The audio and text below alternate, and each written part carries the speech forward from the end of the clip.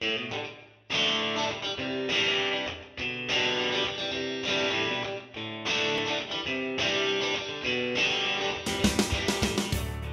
Patricio Contreras y esto es Ojo en Tinta.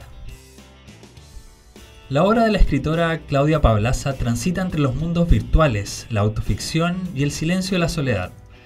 En 2005 ganó el concurso de cuentos Paula y desde entonces ha publicado en distintas editoriales en Chile, México y España.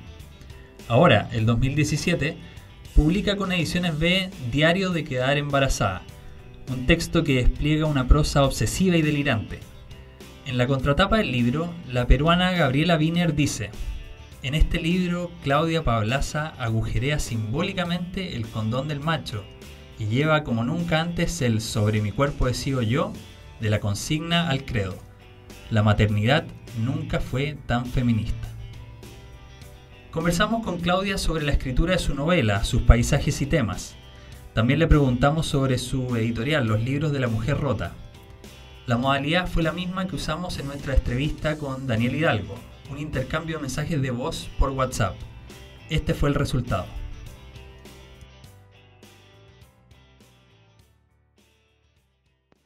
Claudia Pablaza, bienvenida a esta conversación fragmentada y pausada con Ojo en Tinta.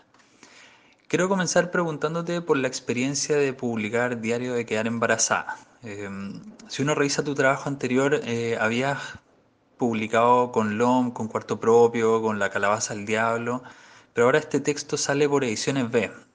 Mi pregunta es, ¿cómo ha sido la recepción de la novela, el estar en una editorial grande, la participación en ferias? Cuéntanos un poco más. Hola Patricio, bueno, muchas gracias por esta invitación. El otro día estaba conversando con Marcelo Montesinos de La Calabaza del Diablo y me hizo esta pregunta porque él me ha publicado 2 libros. Publicó Siempre te creíste la Virginia Woolf, que es un libro de cuentos, y publicó también Go y el amor, que es una novela. Entonces Marcelo me dijo: ¿qué tal la experiencia de haber publicado más o menos, a ver, desde el 2005 al 2015, 10 años en editoriales independientes y ahora publicar en una editorial grande? Yo le dije que las dos experiencias me parecían como súper interesantes, importantes, y tienen puntos en común y también tienen muchas diferencias. Creo que las dos experiencias han sido muy buenas para mí. No te podría decir, hoy es mucho mejor esto, es mucho mejor lo otro, porque son experiencias que se complementan. Por ejemplo, he tenido muy buen trabajo de edición, así trabajar con el editor directamente, tanto en editoriales pequeñas como ahora la experiencia que tuve con Marcela Escobar, que la verdad es que hicimos un súper trabajo de edición, súper conversado, ella súper atinada con sus comentarios, con la forma en que editó el texto. Y también esa experiencia ya la había vivido en otras editoriales independientes, como sobre todo en La Calabaza del Diablo y en Edícola. Entonces, por el lado de la edición del texto, creo que son experiencias bastante similares y muy buenas. Después, tú me preguntabas por el tema de la participación en feria y como la difusión del libro. Eso también ha sido muy bueno en ambas orillas, digamos. Creo que el trabajo de la difusión como que se ha cumplido súper bien en ambos como mundos editoriales. Algunas diferencias que te podría señalar quizás podría ser el tema de la distribución. Obviamente que una editorial grande estás mucho mejor distribuido, llegan como a todas a todas las librerías de Chile. Entonces eso también posibilita que uno tenga más lectores y que tenga lectores, vayas descubriendo otro tipo de lectores, porque mis lectores eran como muy de nicho, muy de editor independiente, muy de ferias pequeñas. Entonces ese es el punto de diferencia, creo yo, como la posibilidad de llegar a nuevos lectores y a más lectores. Interesante esa reflexión, el contraste entre editoriales pequeñas y editoriales más grandes. Ya hacia el final de esta entrevista te preguntaré también por los libros de La Mujer Rota. Quería que nos centráramos ahora en el diario de quedar embarazada. La novela es narrada por Ana en, podríamos decir, dos niveles que se van cruzando, intercalando. Primero hay un diario que ella escribe durante una residencia de escritores en Italia y está su presente estando embarazada. Yo entiendo que tú comenzaste a escribir el diario el año 2012 y luego hubo una pausa de 4 años para empezar a escribir la parte del embarazo. Y en el libro es explícito ese cambio de mirada, incluso gráficamente, porque la parte del diario está escrita en cursiva. Pero me interesa preguntarte a ti, ¿cómo sentiste tú esos 4 años en términos de tu escritura? Si percibiste algún cambio. A ver, la verdad es que efectivamente son dos momentos súper como marcados. Em, y me pasó que el momento del embarazo, la verdad que fue, el primer momento era como, no, el primer momento como el momento de Italia, era como una escritura súper enloquecida, así como delirante, como súper directa, súper como desvergonzada, por decirlo de una forma, súper como sin ningún prejuicio, así como casi que pensamiento directo y como vaciar, así vaciar todo lo que estaba sucediendo, sin mucha detención. Y el proceso de escritura fue muy distinto porque realmente el primer diario lo escribí todos los días que estuve en Italia, porque escribía de 9 de la mañana a 3 de la mañana, así como escribía todo lo que estaba pasando, todo así como dije, tengo que aprovechar estos 42 días para realmente eh, alcanzar a escribir toda esta parte del libro. Yo en ese momento no tenía idea que había una segunda parte del libro. Yo como que dije, bueno, esta es la novela y es la novela de una mujer que enloquecidamente quiere quedar embarazada. Tampoco sabía que más adelante todo lo que me iba a suceder en mi vida y que tampoco sabía que tenía que esperar 4 años para que se publicara. No tenía idea, para mí ese era el libro. Como que dije, ya, esto es, aquí se cierra. Eh, y es el libro de una mujer que quiere quedar embarazada, porque ahí lo conversaba también en una charla que tuvimos en una librería, lo conversaba con Camila Gutiérrez, y yo le decía, no es que yo quería ser madre, es que yo quería estar embarazada, que son dos cosas muy distintas, obviamente que se complementan, pero yo en ese momento lo que quería era tener como una guagua así en mi cuerpo, en mi guata, no sé. Y ya un segundo momento, pasaron 4 años que fueron 4 años difíciles, como difíciles y muy bellos, como a nivel de que mi vida dio un giro completamente, me casé, me quedé embarazada, tuve una hija. Y esos años fueron inciertos en términos como de escritura. Yo decía, porque este primer diario decía, ¿por qué no lo logro terminar? ¿Qué falta? ¿Qué pasa que no lo publico? Estaba ahí mucho tiempo guardado, yo lo agarraba, lo volvía a revisar, le agregaba cosas, le quitaba cosas, fui a otra residencia, escribí 100 páginas más, las borré, después fui a otra residencia, primero fui a una residencia en Canadá, después fui a una residencia en Chiloé, y agrandaba el diario, entonces fueron 4 años como súper así de incerteza total de lo que iba a pasar con el libro. Y ya después, cuando estaba embarazada, dije, aquí, así se cierra el libro, con este segundo diario, este segundo momento, que es como una noche, en realidad una noche en que esta mujer está esperando el parto, Ana, y, y ahí se cerró, o sea, recién se pudo cerrar ahí el libro después de 4 años. Entonces, hoy día mirando para atrás todo el proceso me parece un proceso súper como difícil de llevar, como en términos de muy incierto. Eh, la verdad es que no sé si me gustaría vivir así como un proceso de escritura así. Me gustaría más como tener más certeza acerca de lo que va sucediendo con mis textos.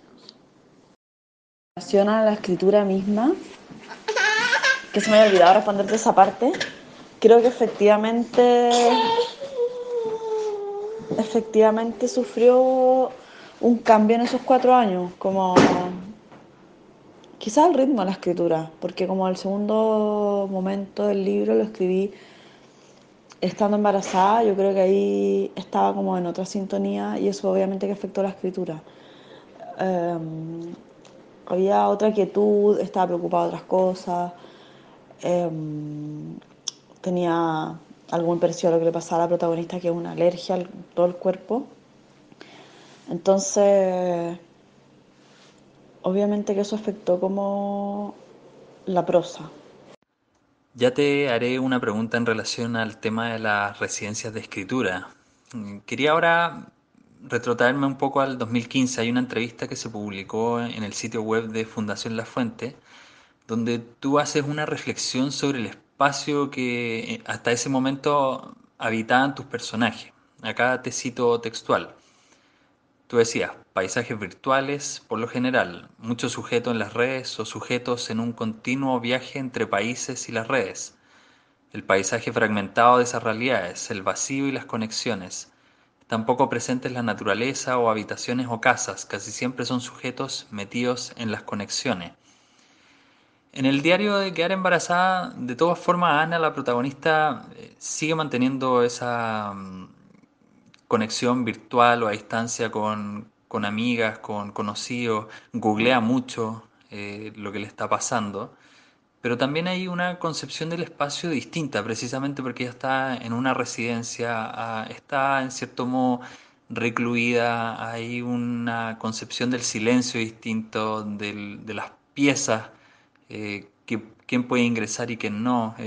¿Cómo ves tú esto en relación a tu obra, los paisajes que habitaban tus personajes y cómo se conciben para Diario de Quedar Embarazada? Pensando como en el espacio que habitan mis personajes, yo creo que en Diario de Quedar Embarazada igual está, y como siempre ya en la vida de todo, de todos los sujetos, creo que el internet es como un espacio que se habita constantemente. O las redes, no sé, por las redes sociales, ahora el mismo WhatsApp, ¿cierto? Estamos haciendo una entrevista por este medio, entonces eh, obviamente que eso también se ve como muy reflejado en las escrituras y en los procesos como creativos, digamos. No sé si procesos creativos no se llaman así, no se llama esa palabra. Pero en Diario que era embarazada como el, el, el entorno, la situación, si bien era bastante, había momentos de mucha virtualidad cuando esta mujer estaba sobre todo muy desesperada y como que se metía a Google y era como el lugar donde podía como sentir tranquilidad, encontrar cosas en Google, hablar con sus amigas por chat, etcétera. También está el paisaje que es muy real, que es estar como en el extranjero, en un lugar paradisiaco, así en una residencia hermosa, en un pequeño pueblito de Italia, donde estaba el Mediterráneo ahí encima y no sé, pues uno podía bajar y podías bañarte y estaba esta residencia que estaba en un lugar precioso, como muy verde, habían unas casas donde estaban todos los residentes, habían como 3 o 4 casas de residentes y, y la verdad es que era todo muy bello, pero esta protagonista estaba como muy alterada como psicológicamente, entonces como muy obsesionada.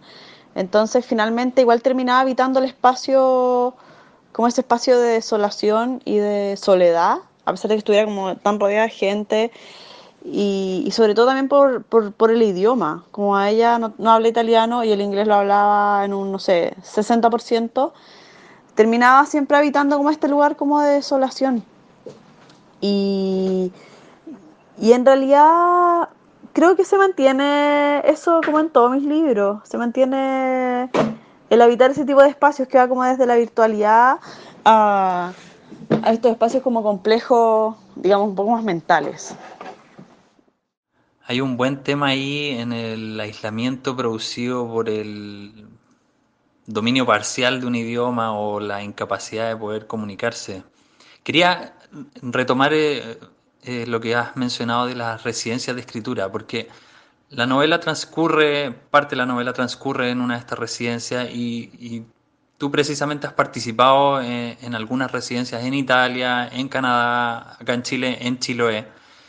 Y me genera curiosidad dos cosas en relación a las residencias. Primero, si nos puedes contar de qué modo estos periodos de escritura eh, determinan o modifican la rutina de un escritor en su día a día.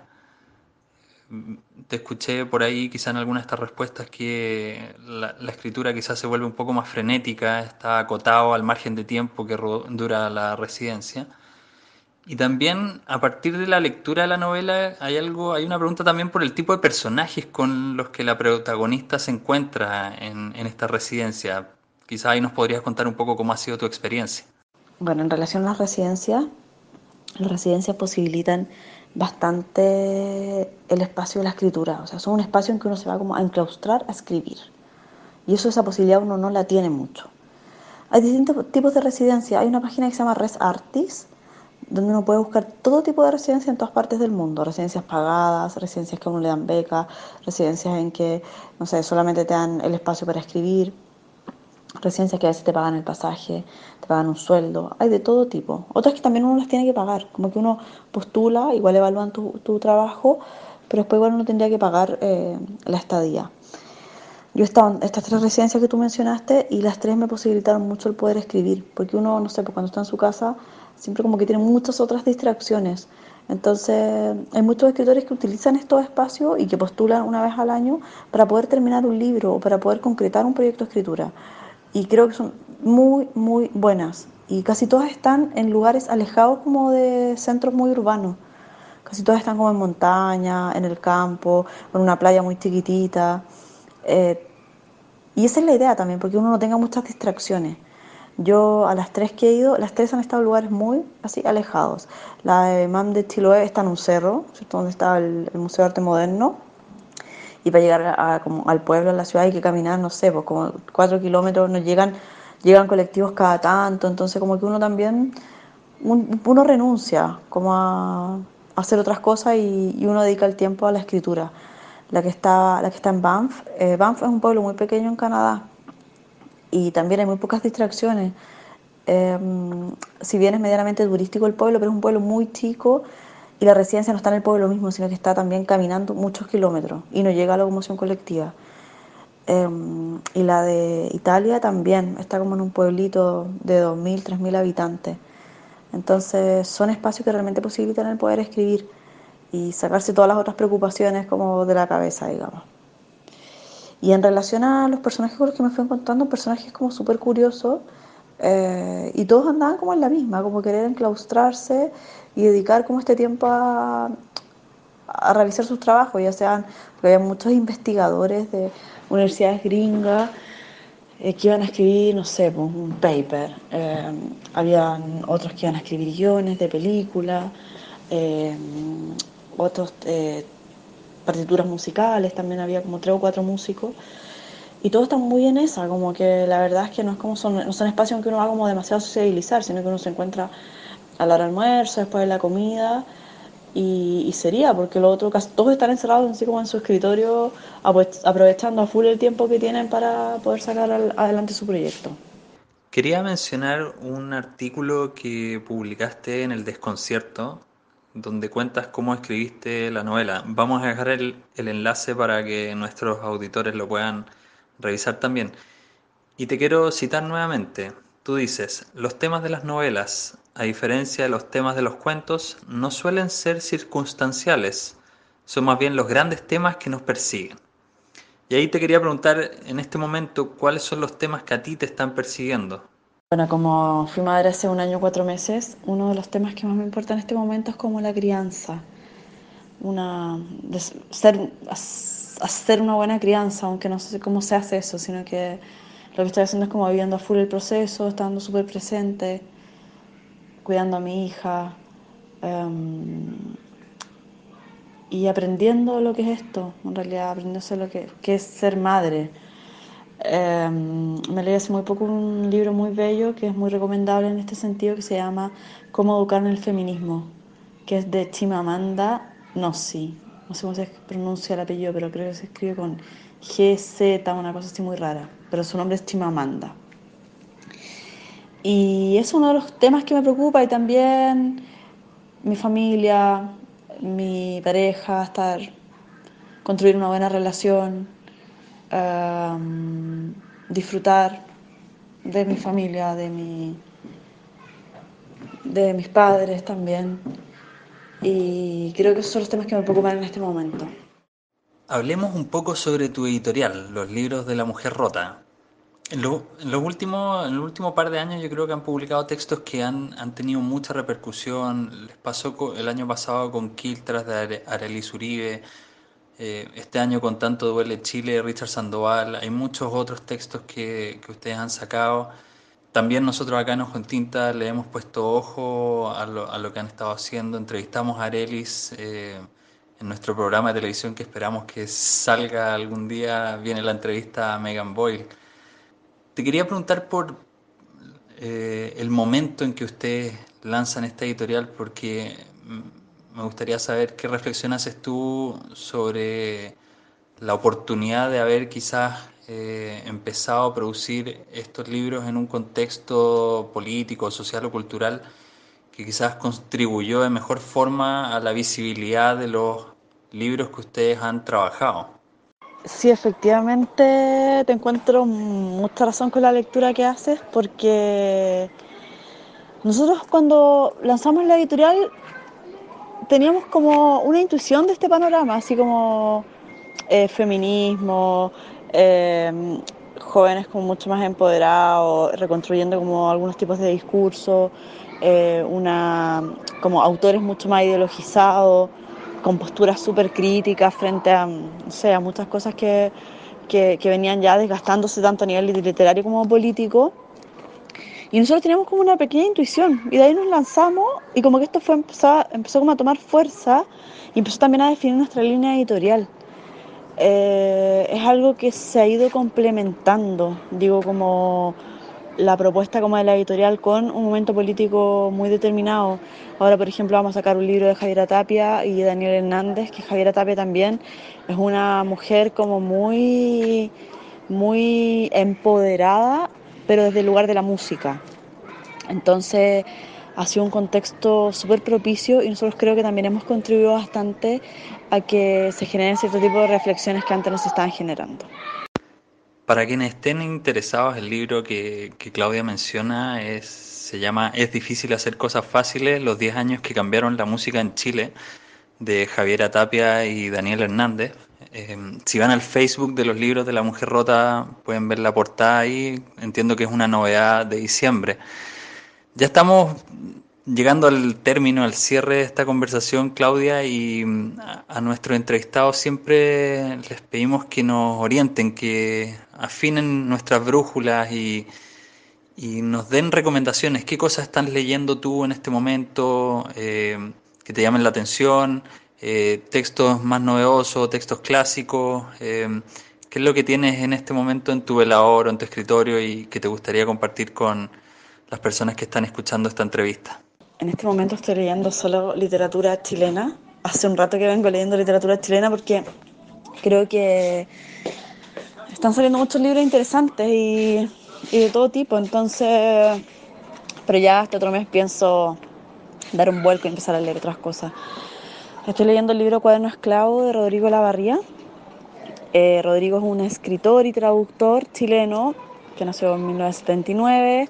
Él había publicado ya un libro anteriormente hace bastante tiempo, yo creo que unos 6 años atrás, que se llama La Madre tras las rejas, por editorial Calabaza del Diablo, que también es una novela. Y lo interesante de la propuesta de Rodrigo es que él trabaja mucho, es como unas especies de cuadernos, diarios, donde aparte de ir haciendo una ficción, él va mezclando con apuntes, bitácoras, y mezcla mucho el tema del viaje, lo amoroso y como reflexiones personales acerca también de la literatura, tanto en La Metra de las Rejas como en este que salió recién por Weathers, que se llama Cuaderno Esclavo, como les decía. Y también estoy leyendo un libro de dos chicas jóvenes, feministas, y que me parece muy interesante. Es un libro juvenil de Yune García y de José Faraos, y el libro se llama Tan linda y tan solita, y el libro del fin del patriarcado se llama. Y me parece interesante y súper necesario también leer a chicas muy jóvenes. O sea, este primer libro de ellas dos son youtubers, lo publicó Random y, y en realidad está dirigido como a jóvenes, muy jóvenes en realidad. Yo lo estoy leyendo porque soy amiga de Yune y me interesó mucho su propuesta y cómo se empiezan a educar en lo que es el feminismo. Así que recomiendo mucho estos dos libros. Claudia Pablaza, muchas gracias por participar de esta entrevista pausada. Nos tomó varias horas, empezamos a las 11 de la mañana, ya son casi las 6:30 de la tarde. Y eso, pues nos quedamos con las recomendaciones que hiciste, con las novedades que se vienen para los libros de La Mujer Rota, y eso, muchas gracias y te dejamos ahí el último audio para que te despidas tú también. Un abrazo. Ya, Patricio, muchas gracias también a ustedes por hacerme esta entrevista. Bueno, a ti en realidad no a ustedes. Yo digo a ustedes como Ojo en Tinta. Nunca he hecho una entrevista por WhatsApp, así que me pareció muy bueno el formato. Porque te da tiempo para reflexionar, como que no tienes que estar con el otro del frente y hacer una entrevista como rápido, sino que uno puede ir pensándolo, pero a la vez lo puede ir haciendo por audio. Si necesitas una foto, me avisas y yo te la envío, ¿ya? Muchas gracias.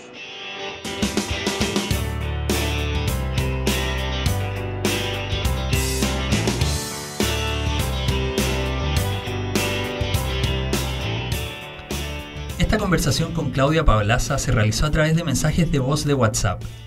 El primer mensaje se envió a las 11:28 de la mañana del jueves 23 de noviembre de 2017. El último a las 6 de la tarde con 26 minutos. Si te gustó esta entrevista, compártela. Si quieres, nos puedes seguir en redes sociales. Estamos en Twitter, Facebook e Instagram con el mismo nombre, Ojo en Tinta. También puedes revisar nuestro sitio web ojoentinta.com, donde publicamos reseñas, entrevistas y otros temas relacionados. Además, en nuestro canal de YouTube puedes revisar completas las 2 primeras temporadas de nuestro programa de televisión. Eso ha sido todo, saludos y buenas lecturas.